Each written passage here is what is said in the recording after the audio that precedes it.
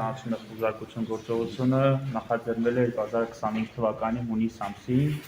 եւ այն կապված է ենթադրյալ տնտեսական հանցագործության հետ։ Խոսքը վերաբերում է կոնկրետ իրավաբանական անձի եւ Հայաստանում գործող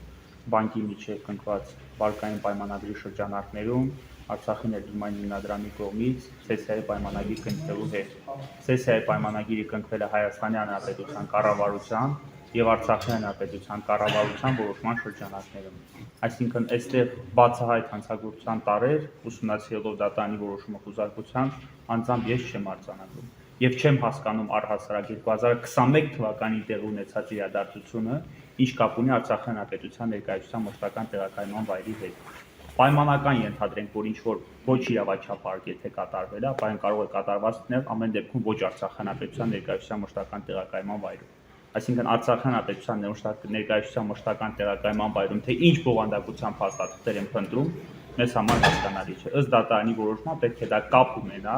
կոնկրետ իմ կողմից քիչ առաջ վկայակոչված գործողության հետ, որը կատարվել է Արցախի Հանրապետության եւ Հայաստանի Հանրապետության կառավարության մշակված ծրագրերով, այսինքն օրինակ Հայաստանի Հանրապետության կառավարությունը մշակել է, որ այն իրավաբանական անձին, ովքեր գույք են ունեցել Հայաստանի Հանրապետության, Արցախի Հանրապետության տարածքում, դրանք անցել են Ադրբեջանի տիրապետության տակ, եւ հիմնադրամը կառավարության որոշման շրջանակներում պետք է բանկերի փոխհատուցի այդ միջոցները, ինչպես օրինակ այս պահին այդպիսի որոշումներ ընդունված եւ Հայաստանի Հանրապետության կառավարությունը այդ միջոցները, որոնք զետեղված բոլոր գույքերի դիմաց ստացված միջոցները հատուցում է Հայաստանի Հանրապետության բանկերին։ Այդ նույն որոշումները կար նաև 2020 թվականին, այսինքն երբ որ Արցախի մի մասը օգտվեց Ադրբեջանի կողմից, եւ այդ բոլոր գործողությունները կատարվել են 2021 թվականների ընթացքում։ Հիմա ներկայությամբ 2025 թվականի հունիսին նախաձեռնում է քրեական վարույթ եւ այսօր մշտական ներկայացում կատարում է խուզարկություն եւ զարմանալի չէ, որ մինչև այս բանը նրան չեն գտել մեկ հաստատում, որը կարող է այս վարույթի համար ունենալ որևէ նշանակություն։ Դատարանի որոշման մեջ արձակվում է նաև Սամվել Կարապետյանի նկատմամբ իրականացվող քրեական հետապնդումը եւ Սամվել Կարապետյանի կողմից տրված ցուցմունքը, այս կապակցությամբ ես հետագայում լրացուցիչ հայտարարություններ կանեմ ավելի մանրամասն որոշման։ Իսկ այս գործի շրջանակներում որևէ մեկ այս ընթացքում հարցաքննվել էր, ասացիք հունիս ամսին է եղել, մինչ այս պահը, ամիսներ են անցել։ Այս պայմանությամբ, քանի որ ես կաշկանդված չեմ ինձ հայտնի դարձած տվյալները հրապարակելու որևէ հայտարարությամբ կամ չգիտեմ գրավոր փաստաթղթով տեղեկացնեմ, որ ըստ ինձ հասանելի դարձած տեղեկությունների հարցաքննվել է Արշին բանկ ՀԲ ընկերության տնօրենը եւ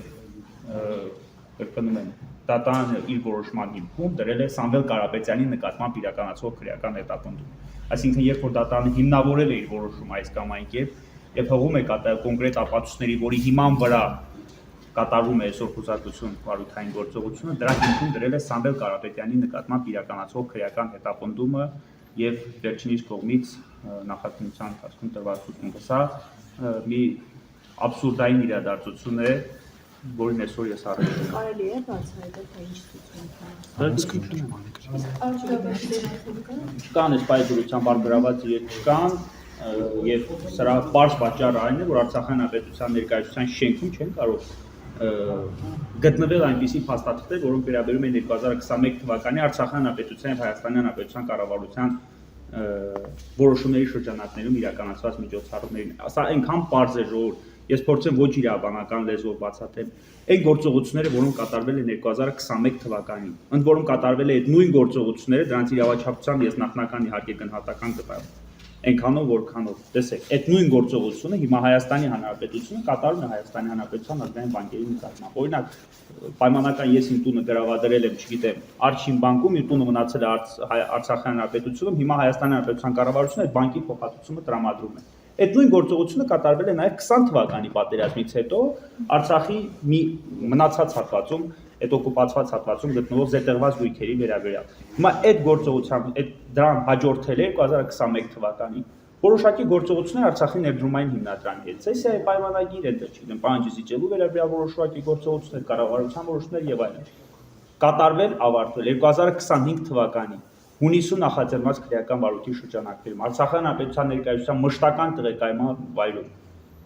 ինչպիսի փաստաթղթեր պետք է գտնվեն։ Քաղաքական եք համարում համատեքստը եւ պայմանավորում եք նախորդին կայացած լսումների հետ, այս ակտիվ քննարկումների հետ, արցախահայերի հստակ դիրքորոշման հետ։ Տեսեք,